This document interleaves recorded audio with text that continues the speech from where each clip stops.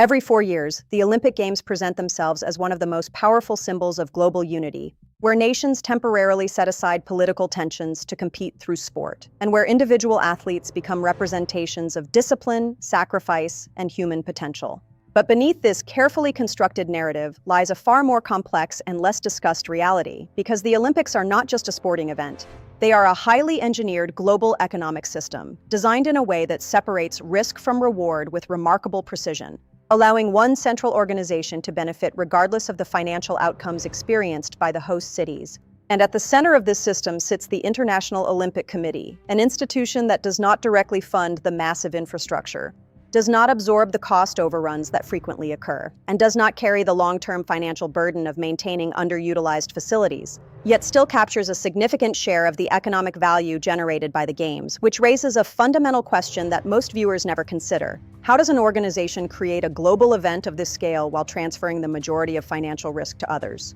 And what structural mechanisms allow this model to persist over decades despite repeated evidence of economic strain on host cities? To understand this system, it is necessary to first examine how demand is created, because cities do not simply decide to host the Olympics based on financial calculations alone. Instead, they are influenced by a reinforced narrative that frames hosting as a transformative opportunity, where governments believe the Games will accelerate growth, increase tourism, enhance global visibility, and leave behind a lasting legacy of economic growth. And this narrative is not entirely unfounded, because large-scale investments can indeed produce long-term benefits under the right conditions. However, the critical detail lies in the bidding process, where cities are not competing based on conservative projections, but rather on increasingly ambitious promises, each attempting to demonstrate greater commitment, more impressive visions than their competitors, which creates a psychological and strategic escalation, where the perceived prestige of hosting begins to outweigh the discipline of cost control. And the Olympics transition from an event that cities evaluate rationally to an opportunity that they pursue symbolically, driven by the desire for international recognition and political signaling rather than purely economic return.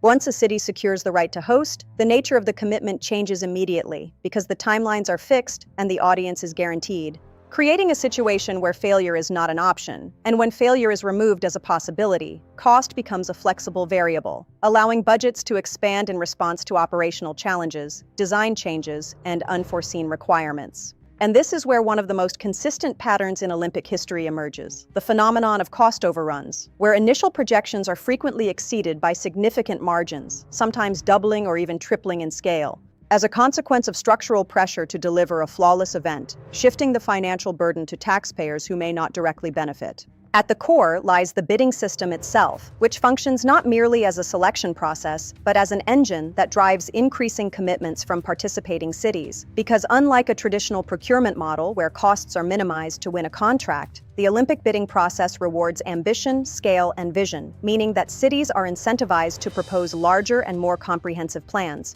which in turn raises the baseline expectations for future bids, creating a reinforcing cycle where each successive round of bidding pushes the overall cost structure higher. And this system operates effectively because it leverages competitive psychology, where decision-makers are influenced not only by objective criteria, but also by the desire to win, to outperform other cities, and to secure a globally prestigious event, where higher spending becomes a proxy for seriousness and capability, even if it introduces additional financial risk. The most critical aspect of the Olympic model emerges when examining how risk and reward are distributed across participants, because while host cities commit to funding infrastructure, managing logistics, and absorbing potential financial losses, the International Olympic Committee operates with a fundamentally different exposure profile, as it retains control over the core revenue streams associated with the Games, including broadcasting rights, global sponsorship agreements, and licensing arrangements, all of which generate substantial income independent of the specific financial outcomes experienced by the host city,